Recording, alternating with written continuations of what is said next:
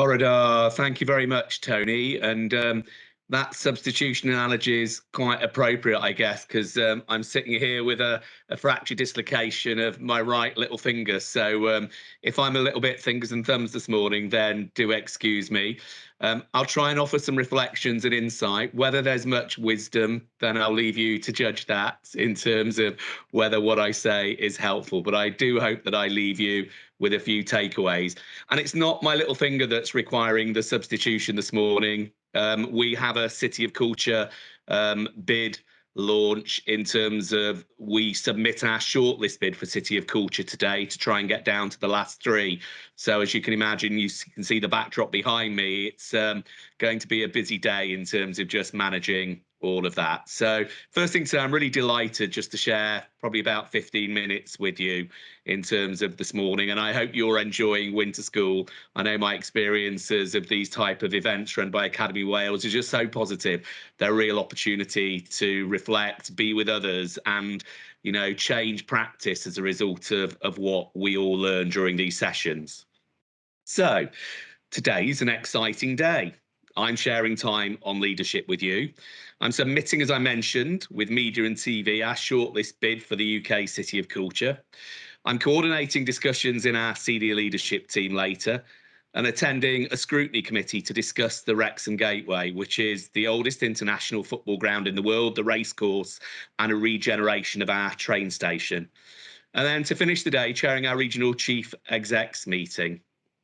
I'm doing that initially by being in the office in a virtual meeting, being in a small room with no more than 30 to do media launches, going back home to virtually do scrutiny committee, and then working a bit into the evening in terms of doing a network meeting with chief execs. So this is, not untypical day at the moment, both in terms of the range of things to deal with, but also the environment in terms of the way we're doing things. And I guess my feelings for the day, because I'm going to be quite open and honest, because I think that's critical in terms of our genuine leadership at the moment, they're mixed. I've got excitement, I've got hope, I've got fears, a plan to deal with some things, but confidence with those things that I don't yet have a plan for, even though they're today, that with the others around me, because everything I'm doing is with others, I'll be able to find a way of dealing with those things. Briefly this morning, I wanted to share with you some of my leadership reflections about who I am, understanding the world that we live in, thinking about how we all strive and thrive, and ideally leaving you at the end with some useful tools to have a think about whether you want to use them in your leadership journey. So I'm 54 on Friday, 3.5 years, as Tony said, as a local authority chief executive, 33 years as a public servant, both within local government, but also within the social enterprise sector as well. I serve Wrexham. It's my home, my children's home, the place that I believe in. I knew when I came here that we had strengths, we had challenges. We have huge potential, but we've not punched at our weight, to use another sporting analogy, in terms of achieving that potential.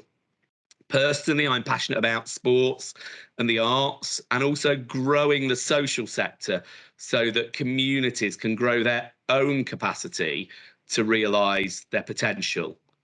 And I say some of those things because actually it's important we do the things that we love, as well as dealing with the complex problems that we face, because that's what keeps us smiling, gives us the energy and recharges our batteries. In the last 3.5 years, I've had to deal with and lead things that I planned for, but lots of unplanned things. And I wanted to give you a bit of a flavour and selection of those things. There's method in my madness. You'll see some random stream of consciousness, but actually it does link together in terms of what I'm trying to say. Very early on, I established a civic leadership group with chief executives from the public sector, the private sector, the voluntary sector, so that in Wrexham we could have a network that had trust, honest conversations, and defined a common purpose for what the key organisations serving Wrexham wanted to do and felt able to do in the area. We internally as an organisation try to follow that theme with being more open and honest. I think a slight reflection previously, and I've worked in Wrexham previously, is that we can sometimes be over internal in terms of the way we look at things. So it's been about us having very open, honest conversations, because ultimately our frontline staff, our middle managers know what's going on, know the issues. So if we share and we listen and we are brave enough to be honest, we can solve problems quite quickly. If we don't, we're losing a huge amount of organisational intelligence. Children's services, which I knew when I came, I had a history of mixed investment, went into significant concern. It's now on a journey in terms of aiming to be adequate again next year, with significant investment and culture change going into the service. I mentioned we've been long listed for City of Culture. During my 3.5 years, the 7 chief officers that work with me have all left, not because they left and got up and went, but because they were reaching their natural succession points in terms of wanting to mainly retire and finish their time. They've been with Wrexham a long time. Education, which I also knew when I'd arrived, we'd had a history of not being able to turn around our secondary education performance, also has had close regulator scrutiny. And again, we're on a journey where in the next 12 months, we should be at a stage where that regulator input reduces if we deliver against our vision and ambition. We've all had to deal with COVID-19. We're also responding to the Queen's Platinum Jubilee with a city status bid. And I'll talk about some of the division that city status creates later. We've been successful for a £50 million bid for our World Heritage Site through the Levelling Up Fund, which is the Pontus Sutcliffe Aqueduct and Thomas Telford's masterpiece across the River Dee. And for those of you that are football fans or just Hollywood watchers, you'll know that we've had Ryan Reynolds and Rob McElhenney take over our very precious football club, and also really promote and advocate massively on Wrexham's behalf. Some of my weirdest moments in the last 2 years have been a 6:30 phone call from Hollywood with the two of them, just talking about the facts of what their ambitions were for Wrexham, and taking that in my bedroom because it was the only quiet room I could find in the house at that time of the evening, and then meeting them when they came across to do a bit of a civic reception for them. And again, just have a really open, honest conversation about our joint aspirations for what we want to see happening in Wrexham for the future.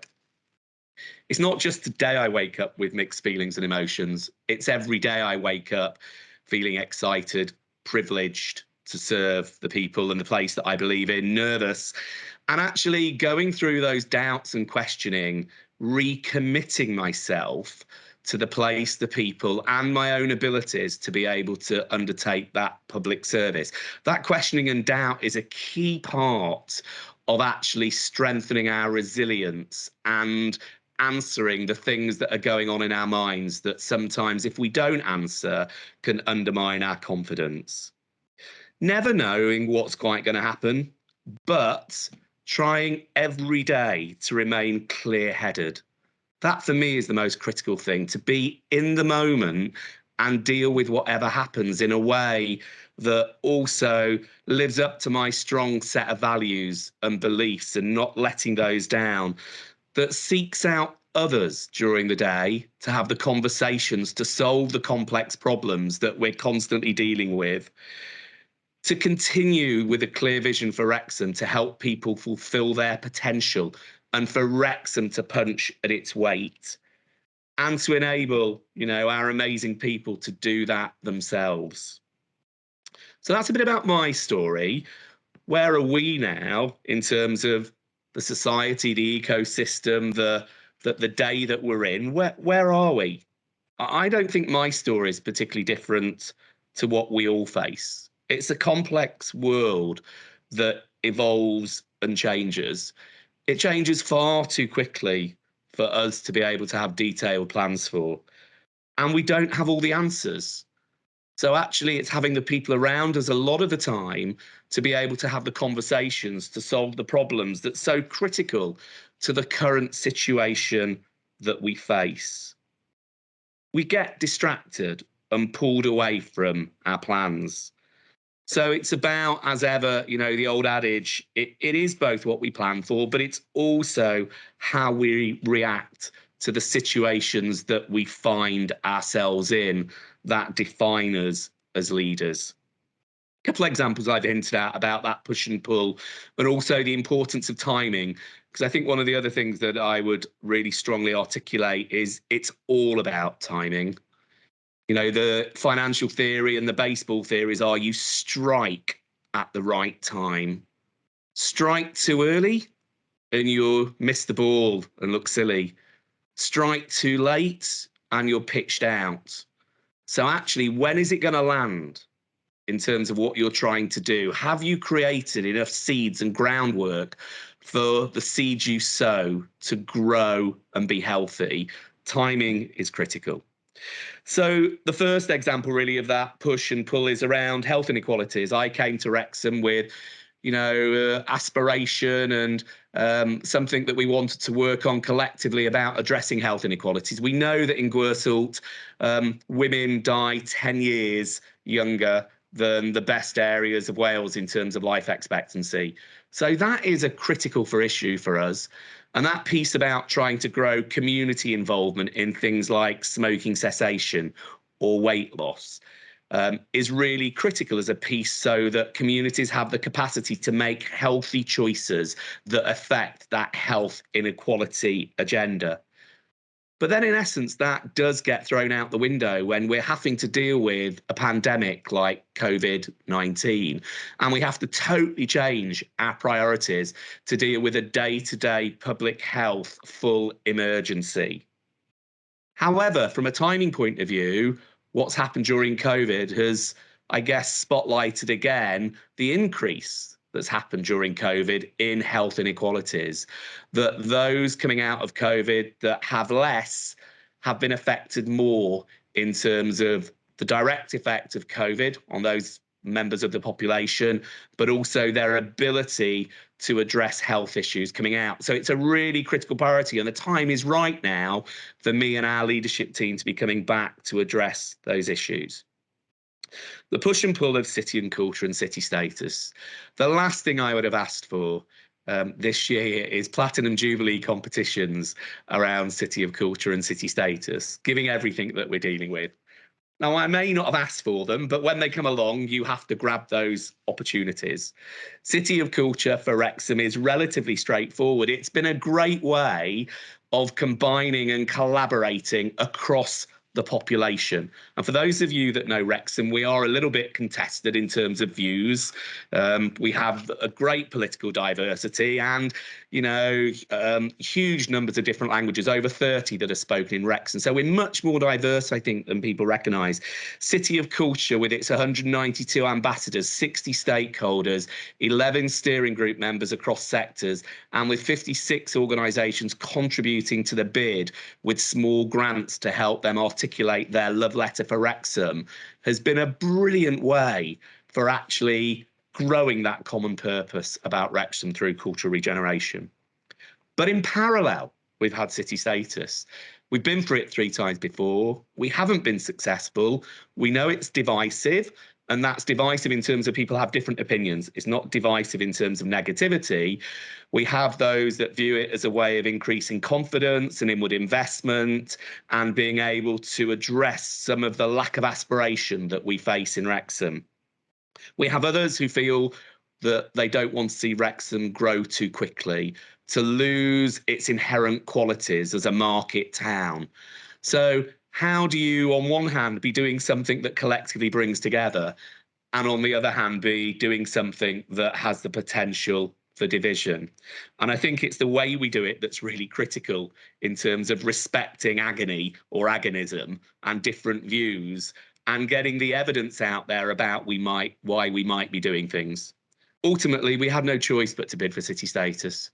In essence, it's around the fact that we would be showing a lack of ambition and aspiration if we didn't. And Wrexham's time is potentially now. So why would you not bid when it's possibly the best opportunity Wrexham's ever had to actually increase that confidence, aspiration, and inward investment? but a really difficult process to try and work through. The last area then that I wanted to touch on is a little bit in terms of our story collectively, because I think they're similar. I've told you a little bit about myself. I've told you a little bit about where we are in terms of my views contextually. But I think in terms of our story as leaders, we're all leaders. And I suppose I want to make a slight call to action this morning that there are 7 things that I personally believe are really important for leadership in the current context. Firstly, understanding the world around us, the ecosystems that we work within. And I'm not going to touch in depth on things because you'll be doing that over the days for the academy. Secondly, building strong relationships and networks, because ultimately culture eats strategy. And actually, it's those networks that keep you going when you need others to voice opinions because you can't. And you need the trust of others to work with who have a similar set of values. Creating clear vision and values, belief and hope coming out of COVID about where we're heading are really critical. But those values that show kindness, respect, and tolerance are the things that keep people working with us. Seeking out different views and opinions from people and having different perspectives to solving complex problems. Spending as leaders time in the detail, but time to reflect. And it's the latter that we often neglect because it's only through reflection of what we've been through do we learn from what we've done and change behaviour. Celebrate what we achieve and thank others, because it's those thank yous that keep people motivated and keep them with you in terms of moving on to the next things that we're challenged with. And spending time doing things that we all enjoy. So it's not just facing complex issues. My final bit really is to leave you with some thoughts around takeaway tools. If there are 7 leadership calls to action that I think are important for us all as leaders, what are the types of things that help with our thinking to address those? Well, systems leadership, which I know you'll be working through over these 4 days in terms of if the ecosystem's important, how do we connect people around us into networks and systems that really help develop thinking? And tools for community and network development are critical to that systems leadership, where we want to evolve and adapt as we go through conversation. Having the relationships to do that by having created the networks are what changes the system. Community resilience is so critical in terms of enabling people to fulfill their own potential.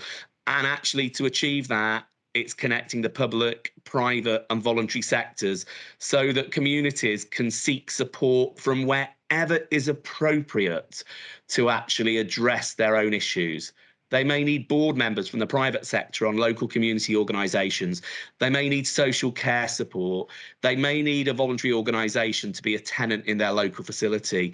Actually, we need to connect those sectors so we maximise the support for communities. Fourthly, a coaching culture, because actually open and honest conversations come from being able to ask the right questions of people in a supportive manner and enabling people to reflect and address and in their minds solve their own issues, not us doing things for them, because that's the art of distributed leadership.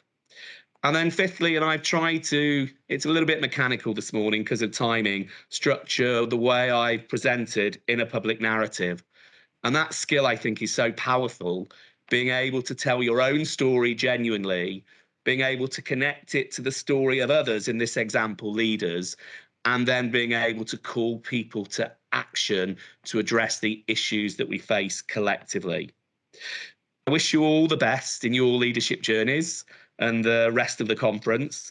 I hope some of what I've said helps your leadership and the things that you're doing moving forward, even if it's not that wise. Look after yourselves. It's really critical at the moment. It's okay, as I've described, to have mixed feelings, thoughts, and emotions. Steve Peters talks about the chimp inside our head. absolutely natural that we have negative thoughts, doubts, and it's about recognizing that's normal and working through it that creates our increased resilience and ability to deal with issues on a daily basis. And my final thought, particularly for us as leaders, is it's not what we do, it's the way that we do it. It's the values, it's the energy, it's the insight that we provide that enables people to work with us and strive and thrive towards a common purpose. Diolch yn fawr iawn.